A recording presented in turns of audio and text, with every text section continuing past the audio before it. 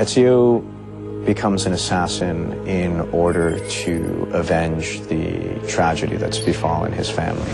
People that are very close to him are taken from him, and he's been branded a traitor and a criminal. The city guards who once respected him now hunt him, and the very people that claimed they would help him in his time of need have now turned against him. Right after this event happens, he finds that mercenaries, prostitutes, and thieves are not the people that he should be fearing, but actually are the most trustworthy people. What was important for me when we built the world of Assassin's Creed 2 is that you felt that you were part of one group of individuals.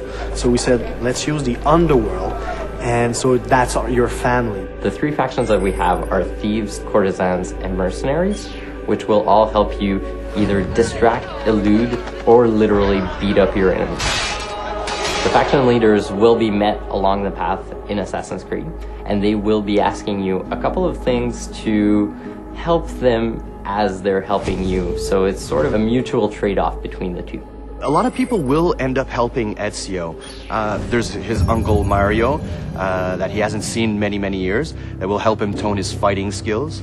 There's Machiavelli as well that we find in the game, and finally obviously Leonardo da Vinci, who's going to become quickly a very close friend of Ezio, not to mention a test dummy for his wild inventions.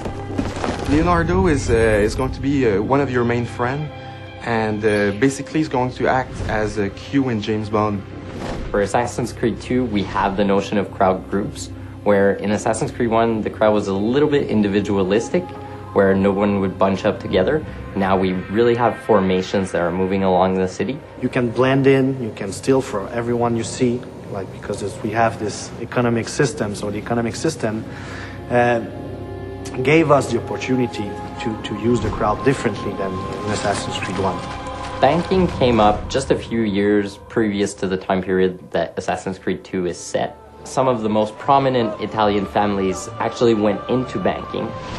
The citizens of each of the cities started to move away from trade, and coins actually became a marketable currency. So we decided to say, that's great, because we want to have it for the game, and our subject tell us that, it makes sense. So we combine the two, and that's why there's an economic system in Assassin's Creed 2. The most exciting thing about the economic system is giving the players the choice to do what they want with their money. So instead of feeding the player rewards at a given time that is set by the level designers, we give you a whole bunch of options that the player can actually choose when and where to purchase.